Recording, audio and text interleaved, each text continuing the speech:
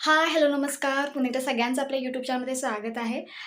तर तुम्ही कालचा व्हिडिओ बघितला असाल, त्या व्हिडिओमध्ये आपण मुंडे जमा करायला गेलो होतो. तर जसं आपल्या काजूचा जसा व्यवसाय आहे, त्याच पद्धतीने सुपारीचा सुद्धा व्यवसाय आहे.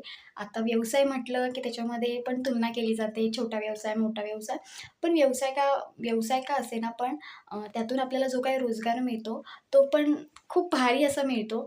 छोटं असलं काय, मोठं असलं काय, तुम्ही जेवढी मेहनत घ्याल, जेवढं तुम्ही कष्ट कराल, तेवढं उत्पन्न चांगलं येतं आणि त्यातून रोजगार पण आपल्याला खूप छान मिळतो.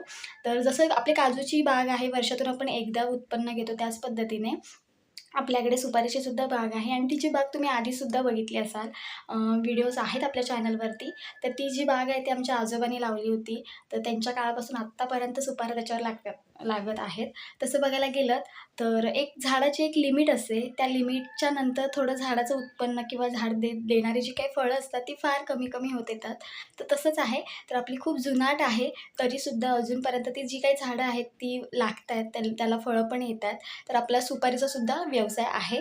तर मी आज थोडक्यात सुपारीविषयी तुम्हाला सांगणार आहे आणि जसं मी काजूवरती म्हणजे तुम्ही काजू लागवड जर तुम्हाला करायची असेल, तर तुम्ही कशा पद्धतीने काळजी घेऊन, कशा पद्धतीने सगळा विचार करून त्याला जे लागणारे जे काही पाणी असेल, जमीन असेल, कशाप्रकारे जमीन पाहिजे याच्यावरती जसा व्हिडिओ बनवला, त्याच पद्धतीने सुपारी पण तुम्ही कशा पद्धतीने लागवड करू शकता हे पण सांगेन आणि थोडक्यात जो काही आमचा व्यवसाय आहे सुपारीचा, छोटा का होईना पण बऱ्यापैकी आहे. बऱ्यापैकी झाडंसुद्धा आहेत आणि जसं की तुम्हाला मी सांगितलं खूप जुनी आहेत आणि आता त्यांचा जो काही पिरियड आहे तो थोडा कमी-कमी आहे. कमी म्हणण्यापेक्षा लागायची जी काही ही होती म्हणजे जी काही प्रोसेस आहे ती थोडी कमी आहे कारण की जुनाच झाड आहेत. तेवढ्याच पद्धतीने काही त्याला फळं त्याच पद्धतीने काही येत नाहीत. पण तुम्ही बघू शकता आणि या व्हिडिओतून तुम्हीसुद्धा लागवड करू शकता. येत्या पावसामध्ये सुपारी लावू शकता आणि सुपारीमध्ये खूप चांगलं रोजगार आहे. सुपारी तसे बघायला गेलं तर 400-450 किलोने पण सुपारी जाते. त्याच्यामुळे तुम्ही जरी 50 झाडं लावलात, 25 झाडं लावलात, एक जरी छान बाग तरी तुम्हाला करायची असेल, तर तुम्ही त्या पद्धतीने करू शकता. तर कशाप्रकारे बाग तयार करायची हे पण मी तुम्हाला सांगेन. पण जो काही आमचा व्यवसाय आहे, तो पण मी तुम्हाला दाखवते आणि आता ह्या दिवसांमध्ये ना सुपाऱ्या फोडल्या वगैरे जातात आणि मेपर्यंत त्या विकल्या जातात. कारण की हा जो पिरियड असतो ना, या पिरियडमध्ये सुपाऱ्या बऱ्यापैकी तयार होतात झाडावरती, त्याच्यानंतर सुकवल्या जातात आणि त्याच्यानंतर फोडून ह्या दिल्या जातात. तर सुपारीमध्ये पण खूप चांगला मोबदला आहे. तर सुपारी जरी तुम्ही लागवड करायची म्हटलं शेतीत आणि कसं आहे माहिती आहे, शेतानं जरी तुम्ही सुपारी लावलीत ना, तरी काही प्रॉब्लेम नाही. फक्त आणि फक्त मेन म्हणजे पाण्याचा सोर्स पाहिजे. पाणी नसेल तर कोणतीही लागवड होऊ शकत नाही. जरी तुम्ही पावसात लागवड केलीत, तर ठीक आहे, एक 6-7 महिने पाणी मिळतं, पण त्याच्यानंतर उन्हाळा चालू होतो. सो उन्हाळ्यामध्ये पण त्यांना पाणी हे प्रॉपर लागतं. त्याच्यामुळे विहीर, बोरिंग हे जर तुम्हाला पाडायचं वगैरे असेल शेताला, तर पाणी वगैरे शोधण्याची प्रोसेस असते ती तुम्हाला करावी लागते. तर चला मी तुम्हाला दाखवते, की आम्ही कशाप्रकारे उत्पन्न घेतोय आणि कशाप्रकारे सुपाऱ्या सुकवून नंतर त्याची जी काही पुढची प्रोसेस आहे ती तुम्हाला मी दाखवते. सो व्हिडिओ जर आवडला तर नक्की लाईक करा, शेअर करा आणि सबस्क्राईब करायला अजिबात विसरू नका. तर चला दाखवते. तर या बघा, या आहेत आपल्या सोललेल्या सुपाऱ्या आणि आत्ता दिवसातून 3 ते 4 किलो सुपारी इझिली आपण सोलून अशा पिशव्यांमध्ये भरून ठेवतो.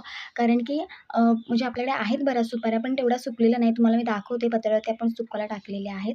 तर बागेतून ज्या काही आपण सुपारी आणतो ना, ती पत्रावरती सुकायला टाकतो. ते का असं टाकतो ते पण मी तुम्हाला दाखवते. कारण की सुपारी सुकवायच्या पण वेगवेगळ्या पद्धती आहेत प्रत्येकाच्या. तर आम्ही त्या पद्धतीने सुपारी पण सुकवतो. तर हे बघा इथे ह्या सुपाऱ्या आहेत ह्या बघा आणि ह्याला खूप मार्केटमध्ये चांगला भाव आहे. 400-450 किलोनी ही सुपारी जाते आणि मे महिन्यामध्ये वगैरे एंडिंगपर्यंत ह्या सुपाऱ्या विकल्या जातात. तर अशा आम्ही दरवर्षी बागेतल्या सुपाऱ्या आणून सुकवून छानपैकी त्यांना सोलून अशामध्ये ठेवतो. तर ह्या ज्या सुपाऱ्या आहेत ना, एकदम तुम्हाला प्लेन बघायला मिळतील. ह्या बघा, एकदम प्लेन बघायला मिळतील. तर ह्या प्रॉपर सुकलेल्या आहेत. एखाद दुसरी जर सुपारी ओलसर असेल ना, तर मग तिला बुरशी वगैरे येते आतून, खराब असते. तर अशा ह्या सुपाऱ्या आहेत आणि बघा इकडे एक पिशवी आहे प्लस इकडे आहे.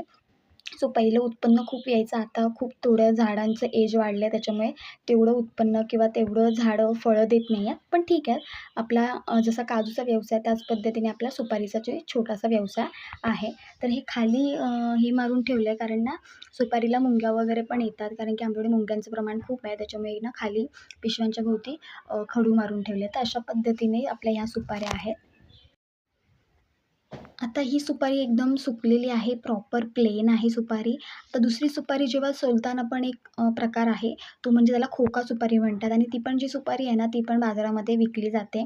जे काही खंड वगैरे करतात ना, छोटे-छोटे तुकडे करून विकतात ना, तर त्याच्यामध्ये पण ती सुपारी जाते. तर कधी-कधी सुपारी सुकलेली नसते, कधी चिवट असते, कधी काय-काय मुळात पूर्ण चिवटच सुपारी असते, साल निघत नाही. तर ही बघा त्याच्यानंतर ना ती सोलल्यावर ही अशी दिसते. तर कधी-कधी जास्त सुकली की त्याचा तुकडा होतं. तर ह्या ज्या सुपाऱ्या आहेत ना, ह्या पण विकल्या जातात आणि अशा ह्याला खोका सुपारी म्हणून असं म्हणतात. आता ही बघा एकदम चिवट सुपारी, वरची साल पण तिची गेलेली नाही, तर हिला चिवट सुपारी असं म्हणतात. तर ही पण विकली जाते. पण हिला खूप चांगला भाव आहे. जसं की मी तुम्हाला बोलली 400-450 किलो हिला भाव आहे आणि खूप चांगला दर आहे. तर तुम्हीसुद्धा जर तुमच्या डोक्यात असेल, तर पावसात तुम्ही याची लागवड करू शकता, सुपारीची लागवड. आता कशाप्रकारे सुकवली जाते ते पण मी तुम्हाला दाखवते. जी आम्ही पद्धत वापरतो ती.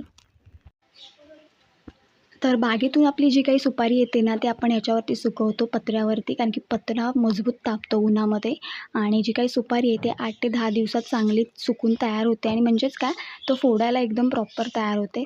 तर इकडे ना आपल्या काजू पण आहेत. तर इकडे काजू पण आपण ज्या काही बागेतला काजू आणतो ना, ते आपण पत्र्यावरती सुकवतो. 1 ते 2 दिवस ऊन लावतो त्यांना. त्यांना जास्ती काही ऊन नाही लावलं तरी काही हरकत नाही. पण आपल्या ज्या काही सुपारी असतात, त्यांना प्रॉपर ऊन आपल्याला लावावं लागतं. तर हे बघा इकडे पण आहेत आपल्या अर्ध्या सुपाऱ्या आणि इकडे पण आहेत आणि अजून बागेत पण आहेत. झाडावरती जसे माकडं पाडतील तसे आपण आणतो आणि सुकत टाकतो. तर ही आमची पद्धत आहे सुकवण्याची पत्र्यावरती. तर काही जण कौलांवरती टाकतात, काही जण माळी बनवतात आणि उन्हात टाकतात. जसं त्यांना वाटेल तसं ते करतात. तर ही पण पद्धत आहे पत्र्यावरती सुकत टाकायची सुपारी. आम्ही आधी माळी पण करायचो, पण आम्ही माळी कधी करतो, आत्ता ह्या दिवसांमध्ये माळी करत नाही. जेव्हा पावसामध्ये जी सुपारी मिळते ना, त्याच्या माळी बनवतो आणि चुलीजवळ वगैरे ठेवतो कारण की सुकण्यासाठी. कारण की पावसात कसं ऊन नसतं, काही नसतं, त्याच्यामुळे माळी बनवतो आणि चुलीजवळ ठेवतो.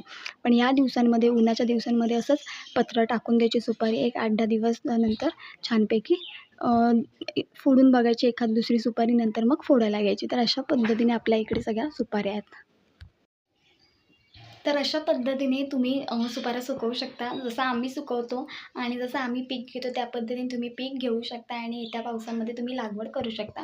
तर आमचं असं सुपारीचा थोडक्यात व्यवसाय मी तुम्हाला दाखवला. कशा पद्धतीने सोलल्या जातात, सुकवल्या जातात, बागेतून कशा आणल्या जातात आणि कुठे सुकवल्या जातात ते पण मी तुम्हाला दाखवलेलं आहे. आता प्रॉपर मी सांगू शकत नाही, की वर्षाला एवढ्या-एवढ्या विकल्या जातात. जसं काजू आपल्याला एवढ्या-एवढ्या विकलेल्या, ओल्या एवढ्या विकलेल्या, सुक्या एवढ्या विकलेल्या. तसं मी प्रॉपर सांगू शकत नाही. कारण की जर ह्या वर्षी जर जास्ती पीक आलं असेल ना, तर पुढच्या वर्षी कमी पीक येतं. तसंच काजूंचं पण आहे. जर ह्या वर्षी काहीच रोग आला नसेल, काही आलं नसेल ना, तर प्रॉपर आपल्याला चांगलं उत्पन्न मिळतं किंवा प्रॉपर आपली काजू विकली जाते. पण जर रोग वगैरे आला असेल ना, तर थोडे पुढे-मागे होतं. त्याच्यामुळे तेवढंच काजूचं उत्पन्न होत नाही. म्हणजे पुढे-मागे वर्षाला तसं होतं. तसं सुपारींचं सुद्धा आहे. कधी-कधी सुपाऱ्या लागतात, कधी-कधी लागायचं प्रमाण फार कमी असतं. कधी-कधी तसं काजूंवरती जसे इफेक्ट्स पडतात त्याच पद्धतीने सुपाऱ्यांवरती पण खूप सारे रोग येतात, फवारण्या असतात. तर तसं होतं त्याच्यामुळे मी प्रॉपर तुम्हाला सांगू शकत नाही, की एवढे-एवढे विकले जातात. आता तसं बघायला गेलं पण एक अंदाज सांगू शकते. 30, 35, 40 पर्यंत सुपारी जाते, विकली जाते आमची. त्याच्याहून जास्ती पण विकली जाते, जसे लागतील त्यावरती आहे. पण 30 ते 35 किलो सुपारी इझिली विकली जाते. तर असं आमचं सुपारीचं थोडक्यात व्यवसाय आहे. सो तुम्हाला ओव्हरऑल व्हिडिओ आवडला तर नक्की लाईक करा, शेअर करा आणि प्रत्येक व्हिडिओमध्ये जसा आमचा काही व्यवसाय असेल किंवा आम्ही जे काही लागवड केली आहे त्याच्याबद्दल पण मी तुम्हाला सांगते. तर तुम्हीसुद्धा लागवड करू शकता आणि त्याच्यामध्ये चांगला आपला फायदा आहे. तर चला आता इथे थांबते. सो असाच व्हिडिओ घेऊन आपण पुन्हा भेटू. तोपर्यंत बाय बाय आणि व्हिडिओच्या खाली हाईप बटन दाबायला अजिबात विसरू नका आणि व्हिडिओला लाईक, शेअर आणि कमेंट्स करायला तर अजिबात विसरू नका आणि मेन म्हणजे चॅनलला सबस्क्राईब करायला विसरू नका. तर चला बाय बाय.